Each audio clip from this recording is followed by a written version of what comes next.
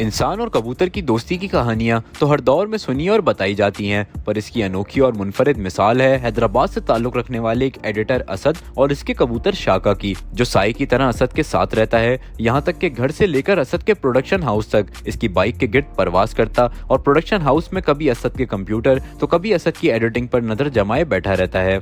ये छोटा सा था, मैं इसको लेकर आया था बाज़ार से, पाला, फिर ये थोड़ा बड़ा होता गया। जब ये उड़ने लगा तो फिर ये क्लोज हो गया मेरे से। खाना खाता था, मेरे साथ बैठता था, मैं ऑफिस जाता हूँ मेरे साथ आता है। शुरू से मेरे साथ अकेला ही रहा है, तो ये कबूतरों में नहीं जाता। मोटरसाइकिल पे अगर मैं जाता हूँ मेरे साथ साथ जाता है, घर मेरे साथ साथ वापसी जाता है। ड्राइविंग कर रहा होता हूँ मैं इसको उड़ा देता हूँ, ये मेरे साथ साथ आता रहता है, कहीं आगे पीछे नहीं होता, मेरी मोटरसाइकिल के बिल्कुल साथ साथ। ऑफिस में काम कर रहा होता हूँ, कभी ये मेरे कंधे पर बैठ जाता है, मेरे आसपास ही रहता है। एक कबूतर होने के बावजूद शाका कबूतरों के दरमियान रहने के बजाय इंसान यानी कि असद और इसके साथी एडिटर्स की सोबत में ही रहता है और इसी के हाथ से खुराक करता और पानी पीता है।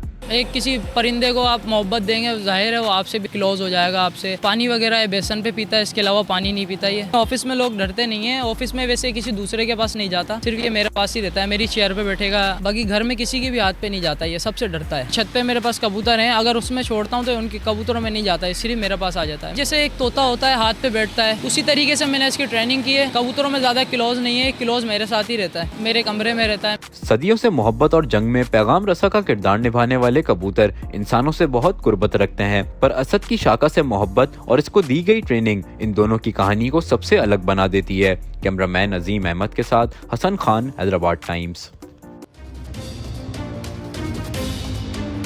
HK & Company, a hub of imported marble and granite. Haji Colonel Peshawar Marble.